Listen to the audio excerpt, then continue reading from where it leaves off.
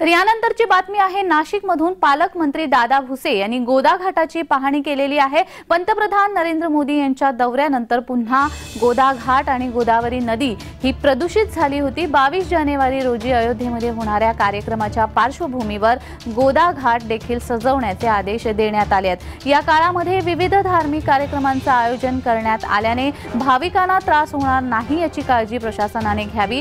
गोदावरी नदीमध्ये काही ठिकाणी पानवेली मोठ्या प्रमाणामध्ये साचल्या आहेत, त्यामुळे नदीच्या प्रदूषणामध्ये वाढ झाली आहे।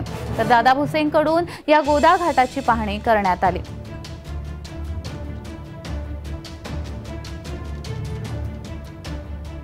दादा भुसे यांच्याकडून गोदा घाटाची पाहणी करण्यात आलेली आहे।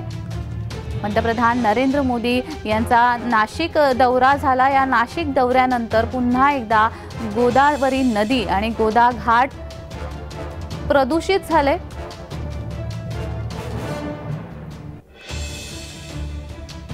तर या संदर्भात अधिक माहिती देण्यासाठी आमचे प्रतिनिधी किरण गोटूर आपल्याशी फोनद्वारे जोडले गेलेले आहेत। किरण, दादा भुसे यांच्याकडून गोदा घाटाची पाहणी करण्यात आलेली आहे, अधिकची माहिती।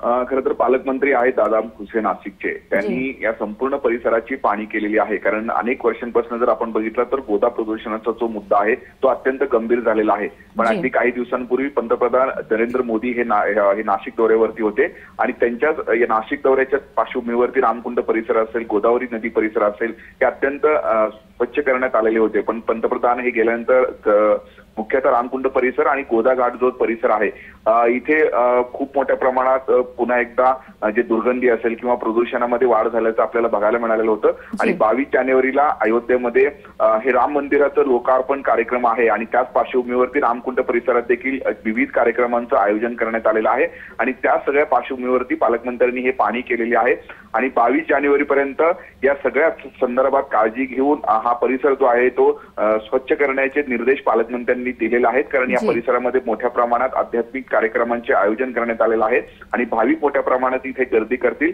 त्यामुळे जे पाणी प्रदूषित झालेलं आहे आणि परिसर जो अस्वच्छ झालेला आहे, खरं तर त्या संदर्भात लक्ष घालून अधिकाऱ्यांनी काम करावं अशा पद्धतीचे निर्देश पालकमंत्र्यांनी दिल्याचं बघायला मिळालं। जी किरण, तुम्ही आमच्याशी असेच जोडलेले राहा, पुढच्या बातमीसाठी तुमच्याकडून माहिती अपेक्षित आहे।